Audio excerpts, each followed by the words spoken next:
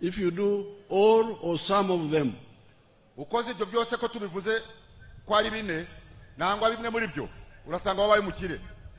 now let me show you. I've got many examples here. I go with the film. I show films, not of dancing, not of but of development.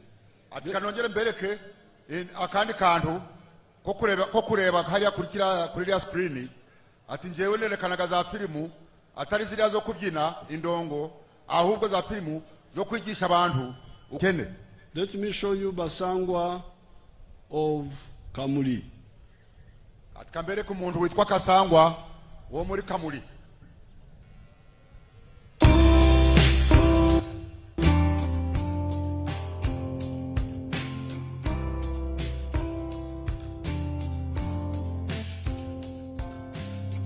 Basangwa Johnson, Managing Director wa Jeka Poultry Farm.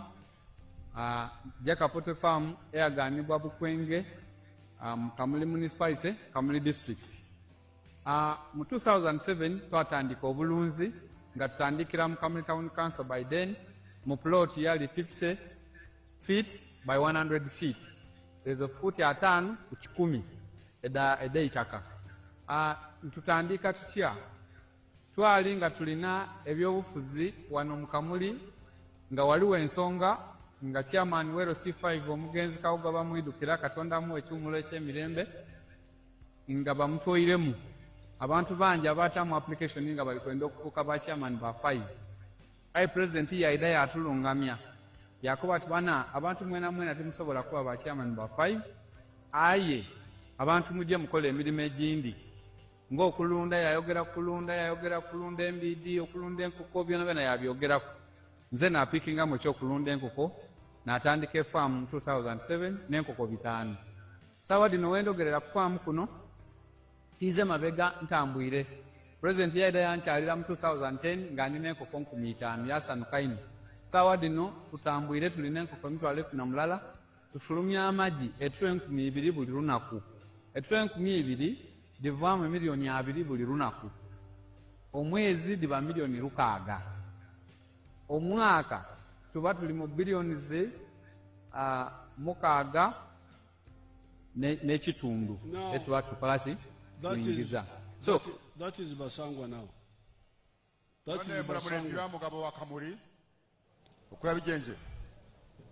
His testimony is that he started in 2007. Yatangiye guriya mushinga gwe mu mwaka wa 2007. They were fighting for position of LC5 chairperson of Kamuli because one chairperson had been removed. Umugabo ngo yashakaga nawo kugira ngo abe chairperson wa LC5 muri district yiwabo kuko wari urimo yaramaze kuvamo.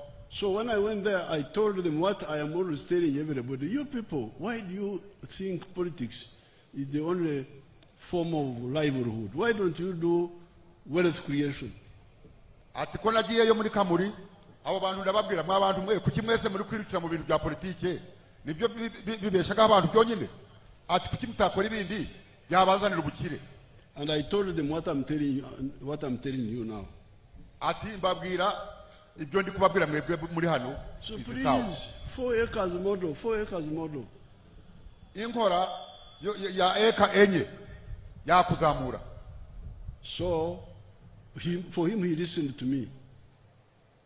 He listened to me this one. Uwo mugabo wo mwabonye ati yaranyumvishije ibyo namwigishije. And he started doing poultry for eggs. Atangira korora inkoko for eggs. Zo gutera amagi. Now he's selling, he has got 111,000 chicken now. No, after inkoko ibihumbi 11. And he's selling 2,000 trays per day. Kandi buri munsi agurisha amagi ubukoko cyangwa ubutara ibihumbi 2. And he's getting 20 million shillings per day. Kandi abanaga shilingi miliyoni 20 mu munsi gumwe. Per day. Now that is 600 million shillings a month. Ubwo none mu kwezi abonaga miliyoni 600. And that is 7.2 billion a year. ubwo kureba mu mwaka ari ikintu bitaga trillion mu rufumbira ntikibagamo ariko ni trillion 7.2 trillion ni ikintu mu rufumbira twakigeraho.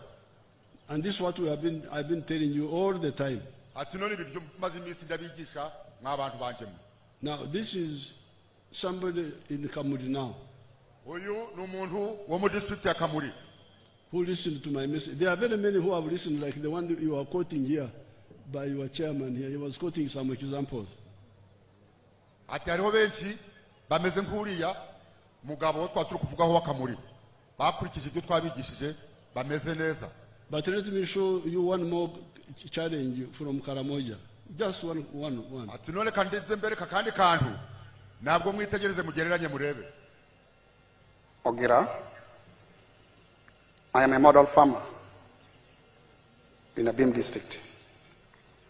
My village here is called Arangetoi West. Arangetoi Parish, Abuk Town Council, Abim district in Karamoja. The mango trees you are seeing here were given to me by the President through Operation Wealth Creation. I received 200 mango seedlings, and I planted all, and they are all doing well. Apart from this venture, I got money from PDM last year. I got 880,000. And I used 800,000 for buying 10 goats. And the goats are there. They have multiplied. They are now 16. Part of the money of PDM I used for buying cassava stems. Through that money, I've managed to plant 2 acres of cassava. They are now doing well. The first acre I intend to harvest next year in January. Then for the mangoes, you are seeing, I started harvesting last year in 2023. The first harvest, I got 6 million. That was in June. Then second harvest in November, I got another 6 million. So last year, from these mangoes, I got 12 million shillings. I've been selling to the people around. Actually, Soroti Fruit Factory has booked this mango. They want me to take these mangoes tomorrow, 2025, to the factory. Actually, I've been selling locally. I've been selling 1 at 500 shillings, 2 1,000. And people are buying. These mangoes are very good. The mangoes, trees you are seeing here, are giving me money, a lot of money.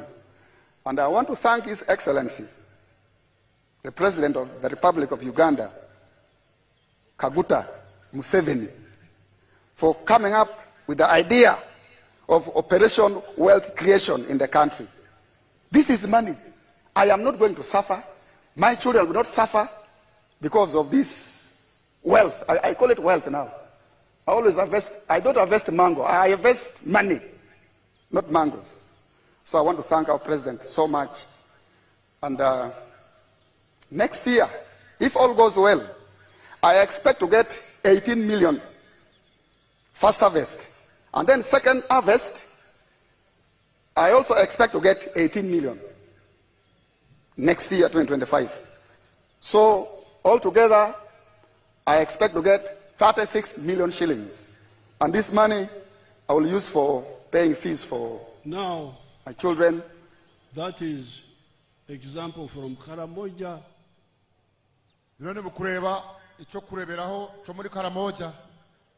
This is 600 miles from here. And they don't have tarmac roads. kandi ntabwo bafite imihanda ya koransi. They now have electricity, but they don't have tarmac road.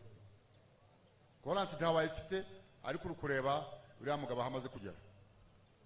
They now have electricity. They have taken electricity there, but they don't have tarmac road yet. Amashanyarazi nayo ntawe bari bafite niho bagatangiye kugerayo. But Ariko imihanda ya tamaka ya koransi ntayabagayo. But wealth is already there. Ariko inyinjiza yo irahari, bukiri burahari. Because they have listened to our message. Kuko bumvirije inyigisha zacu, ubutumwa bwacu barabufata. I'm rushing to another rally in Rwanda, but in the press conference I will talk more about these issues. Ati hariho n'undi muntu wa wiriya bwambara ati n'ibindi myanya irahari imeze nk'hariya ati tuzabivugaho ikindi gihe. You are mixing up. I'm rushing to go to another rally because of time, but in the press conference which I will give, I will explain more. Nagira urukiko n'abanyamakuru ararushaho kubisobanura muri buze kubyumva neza abanyamakuru barabibagezaho. Nimuro Runyankore imwe. Runyankore murarwumva? Murarumva Runyankore? Kare hati nindakukaniza umurukiko urukungano rwa Rwanda kuko njagambira umururi nimbashobora ikigambo cya cyayi tunatungabwira bugamba kigambo cya cyayi akurinda kuja ku kigambo. Ntaho yabaga ikintu cya cyayi guhinga cyayi naco arenda kukivugaho gake mwumvirize. Hati nabagambira emiganda eshatu ubwo kubanza obusinge ubwa kabiri entunguka atubwe nabateraho obugeiga NRM ukwegeze neboreko obugeiga ahiburi. Ati nababwiye ibintu bitatu imiganda cyangwa amatafari yo kutukura kwanya kudushira imbere kuduteza imbere atatu.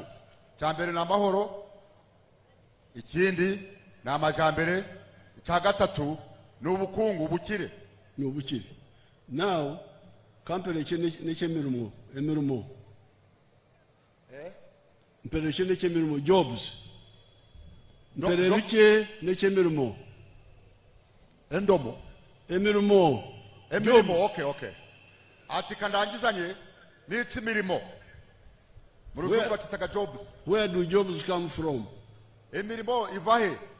Let's see Basangwa. Katurebe uriya mugabo hariya nga mu kyokulunda enkoko n'atandika efaamu 2007 n'enkoko 5.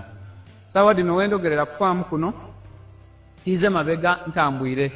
President yaida yankyalira mu 2010 nga nina enkoko 5,000 yasanuka ino. Sawa dino tutambwire tulina enkoko 1,000 tufulumya amagi etwe 2,000 buli lunaku. Etwe 2,000 divaamu milioni 2 buli lunaku. Omwezi diba milioni 6. Omwaka tuba tuli mu bilioni ze 6 n'ekitundu etuba tukolaki kuingiza. So tuwuliriza omulamwa gwa president okuva ku kiseera ekyo twakati katukigiireko. President abaire musanufu ino ku bintu byenkoze era nga buli kaseera nkyekingaku.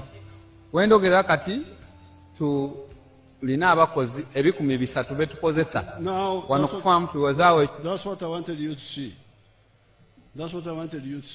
Jona shakaga kugira ngo murebe. Because this Basango was a poor man. Uriya mugabo Kasangwa yari umukene cyane. When he had our message, he took the poultry. Ko yumvishije ubutumwa bwacu atoranyamo kugira ngo yorore inkoko. Now he's a rich man.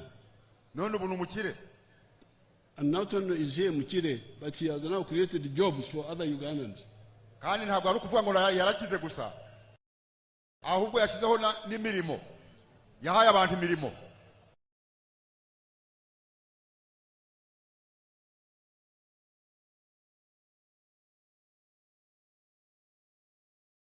He's now employing 300 people. Somebody who had no job himself, they were fighting for the job of LOC 5. Now he's employing 300 people. None umugabo wari kurwanira ubwa Yorosi 5 chairman arakarimo kamwe kari gushaka ubuhubwo yaboneye abantu 300 imirimo. Now, this is what I want you, the NRM people, to know, that jobs come from wealth. Aho rero nibyo nshaka kugira ngo mwebwe abantu ba movement mumenye yuko imirimo ivaga mu bukungu bwo twaga dufite. Mu bukire bw'abantu na companies. Mu bukire, iyo umuntu ari umukire atanga imirimo. Now, this wealth is wealth from one of the activities of the 4 acres model. Ubwo bukire buriya mugabo yabonye yabuvanye muri kimwe mu bikorwa bine byo twavuze byo wakorera muri eka enye. But there are other forms of wealth. Ariko hari ubundi buryo bwo wakiriramo. But today, let me only speak about the factories, show you the factories. Tunone ubu kambereke ubukire bunyuze mu makorero. Let's see.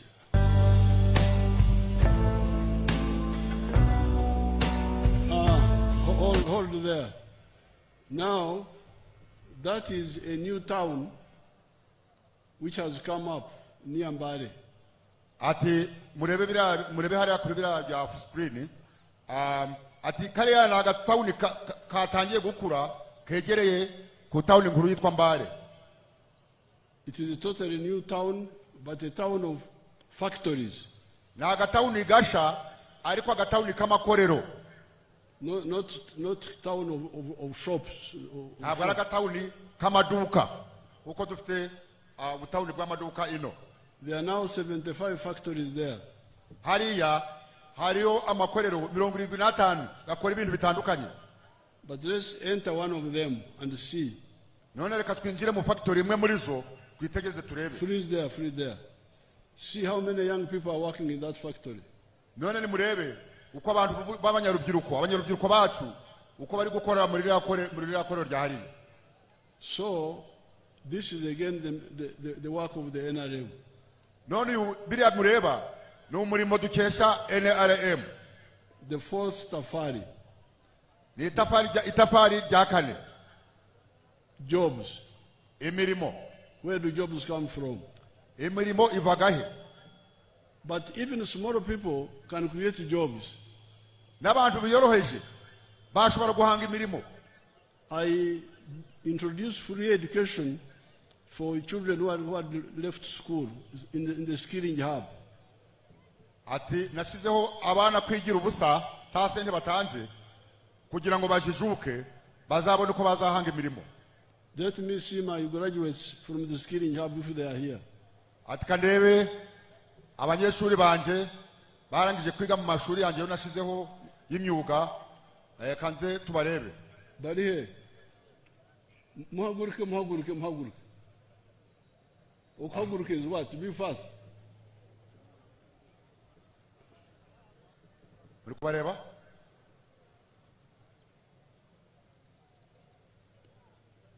Just one boy and one girl give testimony. Ati hariho umwe muri bariya urenda gutanga ubuhamya bw'ibyo yabonye.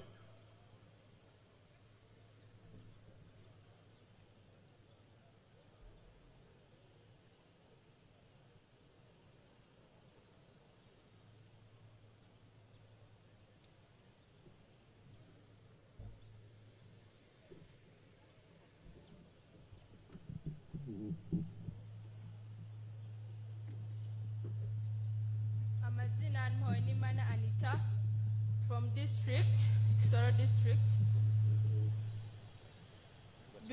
Before I went for Kigezi Industrial Hub, I was a dropout of senior 2. I never had anything I was doing by then. Then there came a chance of going to Industrial Hub. Haje umugisha kuja ku Industrial Hub. Nda applyinga baranyemerera tujayo. Wari uvuye mu ishuri kwiki? Naende mu senior 2 COVID iraza mviramo kimwe kwiga birananira. Haje umugisha gwa Industrial Hub nda applyinga nyuramo ngenda ku Industrial Hub Kigezi in Kabale. nta kintu twigeze kujana, twagiye nkuko twari turi n'ibyambaro, kurya wari kurya ku sente za president, ukaryama ku buriri bumeze neza, baticha bariho. Nje mfata hair dressing, ndiga nigira amezi 6, turagraduatinga mu cecuru anyambisha imitwaro 5, tandika na nail polish na braids, nkaje ndaja ku rugo kurundi ndi gukora benefits, ngeza aho mbona isente kuko byari bikwiye, nkora kasaoni gatoya, kora profits. Mukecuru inzu yo yari yubatse yananiye gutera blaster n'ibindi byose ndabimukorera. I really appreciate everything, Mr. President. Thank you. No, Orumchire. You are a Mchire now? Yeah, right now I can afford everything by myself. Very good. Are you employing anybody? Yeah. How many people? 2 people. Uh-huh. Now, this, Umukowa, none Numichire, arakoresha abantu babiri. Mwachumvishe uyu mukobwa yatangiye kuba umukire, yatangiye no gutanga akazi, ubu ari gafite abantu babiri bari gushomesha mu ikorero rye. The other boy.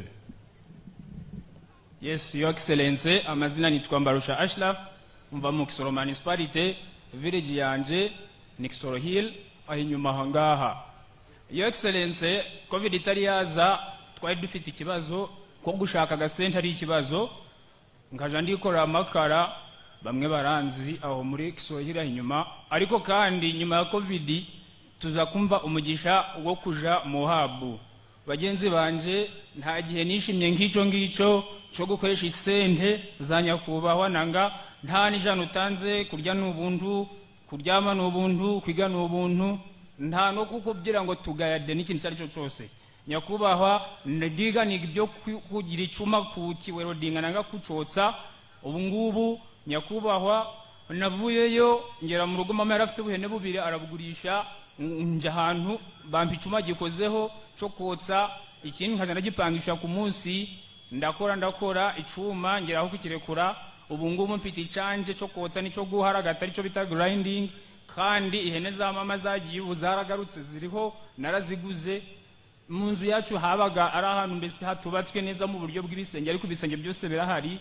Nyakubahwa nanje nk'umuntu nakuberwa amazima ngushima ngo bantiriraga isimu, ntabwo nkija kubashaka kuko naja kubashaka ku muhanda ndi kubutegana. Nyakubahwa mu kugushimira, ndagushimira yuko nanje ubu mfite uwo nahereza agasente akaja kubeshaho umuryango gwe biturutse mu mbaraga zawe zo kuduha imyuga. So what are you earning now? Ubu ngubu nyakubahwa ku munsi ngerageza kubona imitwaro nye n'ibihumbi 5, 15 nkabisevinga kugira ngo wenda nanje ejo nsigaye ndi umuntu ukomeye, izindi zisigaye ngafasha abo mu rugo, mfite umuryango, ngafasha uko bakozi 3 bo mfite kumfasha ku mirimo kandi nshobora kwitungaho. So umugabo noneho n'umukire ate arakozesha abantu 3. Nyakubahwa ndemera kongera gushimira. We are getting late. I will have a picture with you. Yes, nyakubahwa ndugushimira nanone agashingi waduhaye, nanone n'imyuga waduhaye kandi I put money in their circle, 50 million for their circle here. Wakoze cyane nyakubahwa, bagenzi banje nabasaba ngo bagushimire bakomera mu mashi. Okay, let's rush. We are getting late. Now, in conclusion, these are 4 matafari which NRM has put on Uganda's house. Ati none ndangiza ayo na matafarane cyangwa umuganda g'uburyo bune bwo NRM yashize ku nzu ya Uganda. But the real matafari are 7, but I don't have time to talk about all of them. Amatafari yose ni 7, ariko mbonye umwanya wo kuvuga Qur'ane, ariko ayandi nayo muribuze ko yamenya. They are all in the manifesto. Biri mu gatabo k'integura kitwa manifesto. And when I give the press conference to journalists, I will say all the 7. Ati kandi ningira igiterane n'abanyamakuru hariya ikabare byose amatafari kwa ari ndayasobanuraho neza. So, the reason I'm here with other leaders is to ask you to support NRM. Ikitumye ndi hano n'abandi bayobozi bagenzi banje ni ukubasaba mwebwe bafumbira ngo mushigikire NRM. NRM oye! NRM oye. So what I'm telling you now is giving you the reasons why you should support the NRM. Ati sino nico ndi kubabwira ni ukubaha impamvu zituma mugomba gushigikira NRM.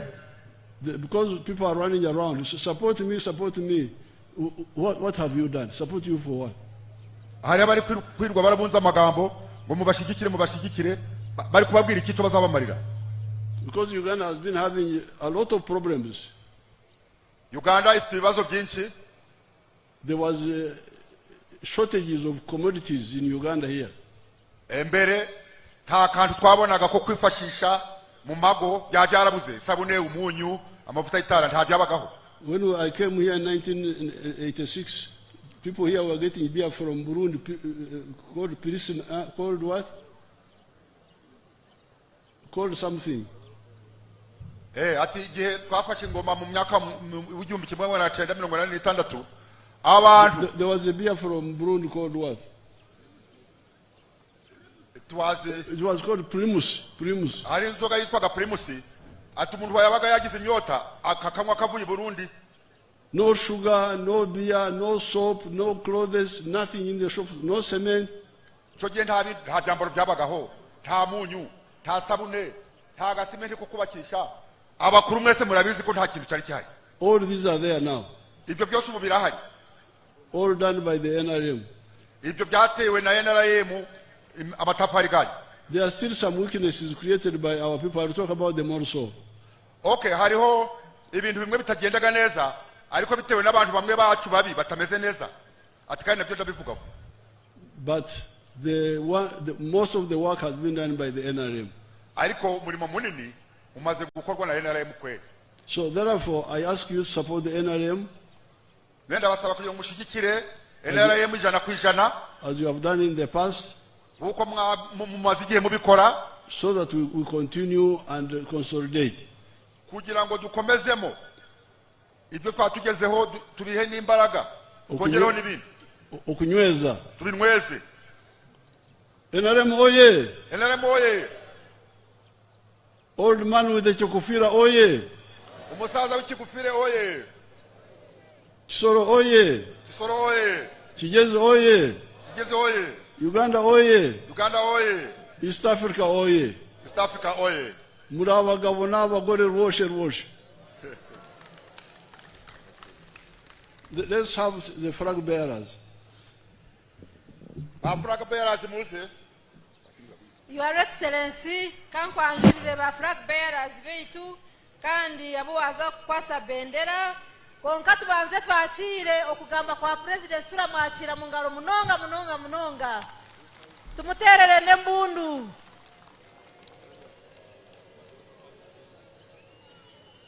Your Excellency, ba flag bearers beitu ba Kisoro ni babo abakwijirira hihi abantebe yabo amemba wa parliament konka nandashaba na Kisoro municipality mayor niwe obase kugenda omisho owo kubanza Honorable Akifeza Grace Ngabirano kandi oli woman member of parliament okwasire bendera abwa NRM tumwachire munonga. President ariyo alikwasa Akifeza Grace bendera muragireba mujachire niwogwe akurataho Honorable Sam Byibesho kandi okwasire bendera ya Kisoro municipality. Murebe abo nibo bakwise bendera yeitu Honorable Sam Byibesho kandi president yamukwasa bendera. Twakurasaho Honorable Kanyarora Nkuruma kandi hatiya niwe yaza kwakira bendera chairman w'ekibina kitu cha NRM araji mukwasa mubakire munonga.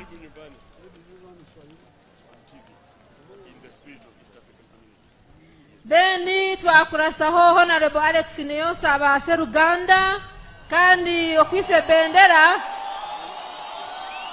ya Bufumbira South. President Ngugwe kandi yaji mukwasa. Twakurasaho Honorable Hariara Fortunate Gatare kandi okwasire bendera ya Bufumbira North. Bufumbira North, Honorable Hadiara Fortunate Gatare, kandi nawo president ya mukwasa bendera mumwachire. Twakurasaho kandi Honorable Asigariyo turi agenda ahabwa bucimbiri kandi okwasire bendera kugira ngo niwe atujwe chirenka NRM ahabwa bucimbiri. Twakurasaho Honorable Nambajijimana Alex kandi okwasire bendera habwa Kisoro municipality. Twagira Honorable Ndiana kandi twatire bendera ahabwa LC5 ni oyetebekanise.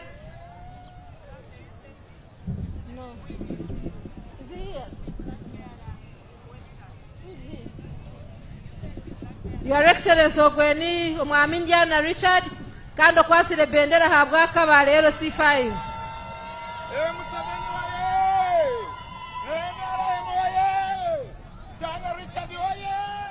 Kisoro municipality. Kisoro LC5, yes. Twakurasaho youth MP habwa Western Uganda Honorable Mwine. Nawe katumwachire araza kubara jwechere minyeto yona ya Uganda ahabwa Western Uganda niwakwise flag katumwachire. Your Excellency na turakushaba ngo base kweteza ekishani n'abatwatire bendera ahabwa Kisoro. Turashaba abantu ba Kisoro mwese akaruru kacu mwese abari hano tukahereza abo president ahaye flags mubacire cyane.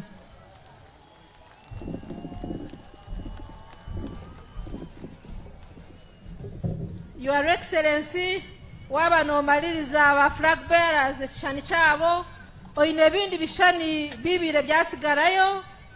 Turashaba ngo ba members of parliament who are not contesting ni mwe mubase kweteza ekishani na president mwijire hihi konka mwamurigira hihi ari kuza kweteza ekishani na ba abakozesize by'emikono nk'aba abasigazi no mwishyo wabo ryaha kandi okumwabareba. I have the list here.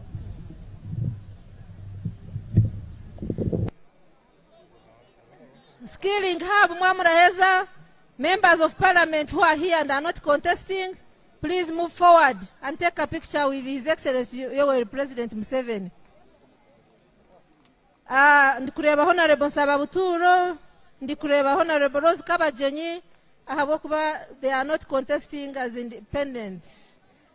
Hamwe na Honorable Buchana Hall, ababaza kweteza ekishani na president ahabokuba tibari kwesimba nka independent. Then Your Excellency twatura kushaba ngo ekishani ekirashembeyo kibe echa abanyadini abari aha ba bishop weitu dini weitu ahabwa weitu district cards nabo beteze ekishani niwe Your Excellency. Your Excellency oramaririza oyineho ebihembo ebyaruga omu bantu bawe ba Kisoro kandi biraraba omu group z'abakazi ezibire mobilized by Honorable Akifeza Grace Ngabirano oyije n'abacyaraba omucyara Kangeyo Florida omucyara Kansime Anet kandi bebembigwe Honorable Akifeza Grace babase kuhereza president ebihembo kuruga mu bantu ba Kisoro bose baleta ekutia 30 zemondi mbaterere munonga.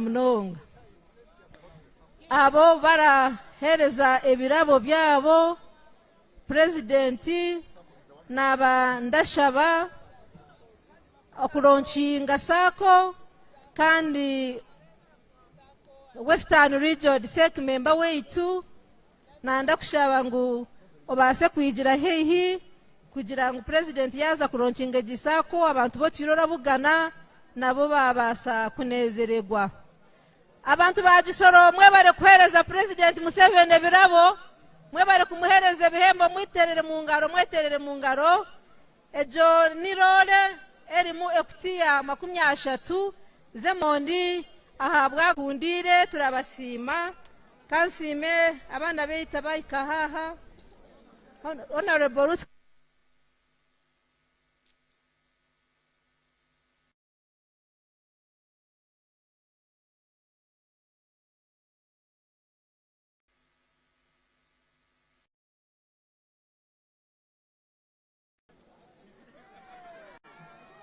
It's not on. Anthems. In rescinding order, please. Anthems.